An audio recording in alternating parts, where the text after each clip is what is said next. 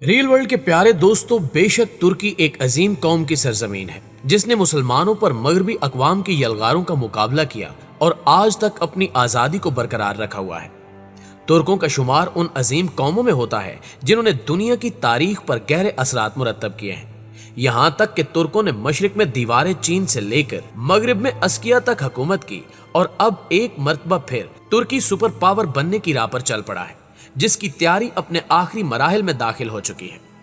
آج کی زیر بحث ویڈیو میں ہم جانیں گے کہ 2023 سے پہلے ترک صدر رجب طیب اردگان کون سے بڑے کارنامے سر انجام دینے جا رہے ہیں جن کی بنیاد پر ترکی کو آسانی سے سپر پاور اور خود مختار ملک بنایا جا سکتا ہے۔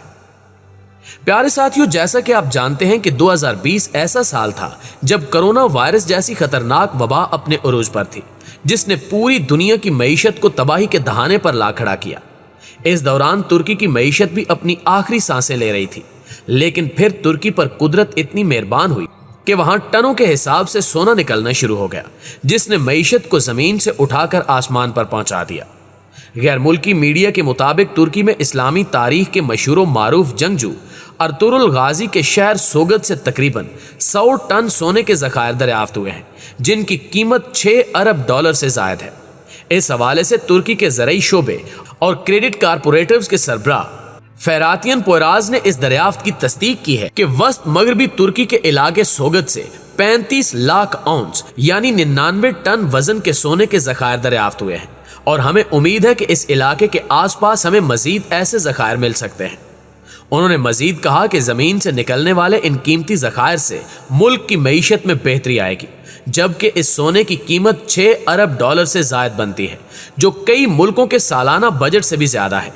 تاہم آئندہ 2 برس میں ان ذخائر سے حاصل کیا گیا سونا ترکی کی معیشت کا حصہ بننا شروع ہو جائے گا، جس کے بعد ترکی کی معیشت مزید مستحکم ہو جائے گی۔ اسی سال 21 اگست کو ترکی کے صدر رجب طیب اردگان نے ایک اور اعلان کیا تھا کہ ترکی نے اپنی تاریخ کے سب سے بڑے قدرتی گیس کے ذخائر دریافت کیے ہیں، جو میں دنیا کی سب سے بڑی طاقت بنانے میں مددگار ثابت ہوں گے۔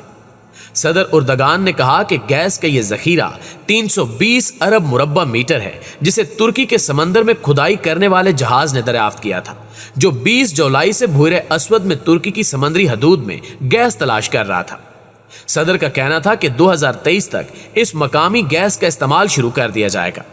ان کا مزید کہنا تھا کہ بحیرہ اسود کے اس علاقے میں مزید بھی گیس کے ذخائر ملنے کا امکان ہے، اور ابھی دریافت ہونے والا ذخیرہ وہاں موجود خزانے کا صرف ایک حصہ ہے۔ ترک صدر کے اس اعلان کے بعد لوگ سڑکوں پر نکل آئے اور خوشی کا اظہار کرنے لگے، جبکہ دوسری جانب ترک حکام کا کہنا ہے کہ ترکی میں ملنے والے گیس ذخائر کا تخمینہ 65 ارب ڈالرز ہے، اور مزید ذخائر نہ ملنے پر 7 سے 8 سال تک یہ ملکی ضروریات پوری کر سکیں گے۔ خیال رہے کہ ترکی قدرتی گیس اور تیل کے لیے روس اور ایران پر انحصار کرتا ہے، جس کے باعث کثیر زر مبادلہ خرچ ہوتا ہے، جو اب نہیں ہوگا۔ ناظرین گرامی، اس کے علاوہ حالیہ برسوں میں ترکی وین 2023 کے منصوبے میں نقل و حمل، انفراسٹرکچر، توانائی اور دفاعی شعبوں جیسے منصوبوں کے ڈھانچے میں تیزی آ رہی ہے، کیونکہ طیب اردگان کے مطابق وہ جلد از جلد اپنے ملک کو بڑی طاقت بنانا چاہتے ہیں۔ جیسا کہ حال ہی میں ترکی کے صدر رجب طیب اردگان نے متنازع استنبول کینال یعنی نہر استنبول پروجیکٹ کا افتتاح کر دیا ہے، جس پر 15 ارب ڈالر لاگت آئے گی۔ ترک صدر اردگان کا اس منصوبے کے افتتاح کے موقع پر کہنا تھا کہ یہ منصوبہ استنبول کی عوام کی زندگیوں کو محفوظ کرنے کے لیے ضروری ہے، کیونکہ یہ کسی فوارے کی افتتاحی تقریب نہیں بلکہ یہ صدی کے سب سے بڑے نہری منصوبے کا آغاز ہے۔ صدر طیب اردگان اس منصوبے کو آبنائے باسفورس کا متبادل قرار دیتے ہیں، جبکہ آبنائے باسفورس وہ واحد بحری راستہ ہے جو بحیرہ اسود کو بحیرہ روم سے ملاتا ہے، جہاں اکثر بحری جہازوں کی بھیڑ رہتی ہے۔ اس راستے سے پہلے ہی سالانہ 43,000 کے لگ بھگ بحری جہاز گزرتے ہیں، لیکن حکام کے مطابق ماحولیات کو زیادہ نقصان نہ پہنچانے کی غرض سے یہاں سے صرف 25,000 بحری جہاز سالانہ گزرنے چاہیے۔ یہی وجہ ہے کہ یہاں سے گزرنے والے بحری جہازوں کو بعض اوقات طویل انتظار کرنا پڑتا ہے۔ ایک اندازے کے مطابق سن 2050 تک آبنائے باسفورس سے گزرنے والے تجارتی بحری جہازوں کی تعداد 78,000 کے لگ بھگ بھی ہو سکتی ہے۔ اس کے علاوہ ترک صدر اردگان کا یہ بھی کہنا تھا کہ ہم سب ملکوں کو ساتھ لے کر چلیں گے اور یہ تمام تعلقات برابری کی بنیاد پر ہوں گے۔ اس تمام صورتحال کے بعد سوال یہ پیدا ہوتا ہے کہ آخر ترکی 2023 کی اتنی تیاری کیوں کر رہا ہے اور 2023 میں کیا ہونے جا رہا ہے؟ اس حوالے سے آپ کو بتاتے چلیں کہ 1918 میں پہلی جنگ عظیم کے خاتمے میں فاتح اتحادیوں نے ایک ٹریٹی آف سیورز کیا، جس کے نتیجے میں سلطنت عثمانیہ کے حصے علیحدہ کیے گئے اور غیر ترک ریاستوں کو آزادی دے دی گئی، مگر ترک نہ مانے اور بڑی زبردست جنگ ہوئی۔ گریس پر ترکوں نے فتح حاصل کی، مگر پھر اندر کے غداروں کی کوشش سے نہ جانے کیا ہوا کہ ایک نیا معاہدہ ٹریٹی آف لوسان II وقوع میں آیا، اور یہی وہ معاہدہ ہے جو آج کل ترکی کے خلاف سب سازشوں کا سبب ہے۔ رجب طیب اردگان خوش ہیں کہ 2023 میں یہ معاہدہ زائد المیعاد ہو کر ختم ہو جائے گا اور ترکی کی پرواز آسمانوں کے اس پار تک ہوگی، جبکہ مغربی قوتیں غصے سے ہونٹ چبا رہی ہیں اور اس معاہدے کی مدت ختم ہونے سے پہلے ترکی کو برباد کر دینا چاہتی ہیں، جبکہ طیب اردگان کی حکومت کے خلاف بغاوت بھی انہی کوششوں کا حصہ تھی۔ یہ معاہدہ 24 جولائی سن 1923 کو طے پایا تھا، جب انگلینڈ کو سب کا باپ مانا جاتا تھا۔ اس معاہدے کے تحت کئی ترک علاقے بھی ترکی سے جدا کر دیے گئے، ترکی کے کئی حقوق ختم کر دیے گئے، اسے مرد بیمار کہا گیا، خلافت ختم کر دی گئی، خلیفہ کو جلا وطن کیا گیا، تمام خاندانوں کو یا تو مار دیا گیا یا لاپتہ کر دیا گیا، خلیفہ کے تمام اختیارات اور تمام اثاثے بھی ضبط کر لیے گئے۔ اس کے علاوہ ترکی کو سیکولر ریاست قرار دے دیا گیا،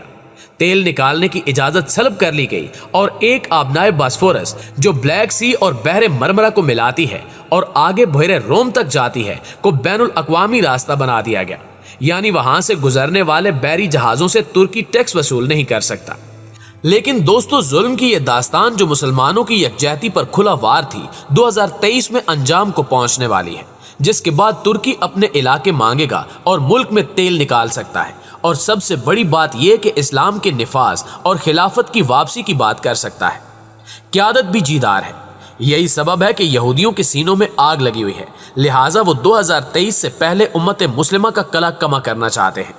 یہ معاہدہ اس قدر اہم ہے کہ اس کے ختم ہوتے ہی اصولاً مسلم امہ متحد ہونے کا حق بحال رکھتی ہے اور خلافت بھی از سر نو قائم ہو سکتی ہے، کیونکہ معاہدے کی مدت ختم ہوتے ہی پہلے والے حالات بحال ہونا بالکل قانونی ہے۔ ترکی کے عوام اور حکومت اس صورتحال کے لیے بالکل تیار ہیں اور مسلم امہ کی قیادت کا حق ادا کرنا چاہتے ہیں۔ جس طرح کسی بھی مسلم ملک کی حمایت میں ترکی آگے بڑھتا ہے، وہ اس بات کا مظہر ہے کہ ترکی اپنا کردار ادا کرنے کے لیے کسی ہچکچاہٹ کا شکار ہے، نہ ترک حکمرانوں نے دشمنی سے کوئی ڈیل کی ہے۔ اب آگے دیگر مسلم ممالک کا فرض ہے کہ وہ نبی صلی اللہ علیہ وآلہ وسلم کی سنت یعنی خلافت قائم کرنے کے لیے کس طرح ترکی کے ہاتھوں میں ہاتھ ڈال کر آگے بڑھتے ہیں۔ اگر آپ نے کبھی عمرہ کیا ہو یا حج کیا ہو تو آپ ترکوں کو وہاں پر عمرہ یا حج پر آتے ہوئے دیکھیں تو ان کے ہاتھ میں ایک نقشہ ہوتا ہے، کیونکہ انہوں نے بہت عرصے تک حجاز مقدس پر اپنی ذمہ داری ادا کی ہے، مدینہ اور مکہ میں آنے والے لوگوں کی میزبانی کی ہے، اور اس جگہ سے ان کا اتنا زیادہ انس اور لگاؤ ہے کہ جب بھی سعودی عرب وہاں نقشے میں تبدیلی کرتا ہے تو معاہدے کے مطابق ایک ایک پتھر واپس ترکی لے جا کر ایک بہت بڑے میوزیم میں سنبھال کر رکھتے ہیں، تاکہ ان لوگوں کو یاد رہے کہ اللہ تعالیٰ نے خانہ کعبہ اور مسجد نبوی کی میزبانی کی ذمہ داری ان کے پاس 650 سال تک رکھی تھی۔ پچھلے 100 سالوں سے ترک خانہ کعبہ میں اللہ تعالیٰ سے رو رو کر یہ دعا کرتے ہیں کہ اے اللہ ہم سے ناراضگی ختم کر دیجئے، جو میزبانی کا شرف ہمیں دیا تھا وہ واپس دے دیجئے۔ یہ ذمہ داری اس وقت آل سعود کے پاس ہے۔ ترک یہ کہتے ہیں کہ یہ ذمہ داری ہم سے چھین لی گئی تھی اور ہمیں اس کا شدید افسوس اور دکھ ہے۔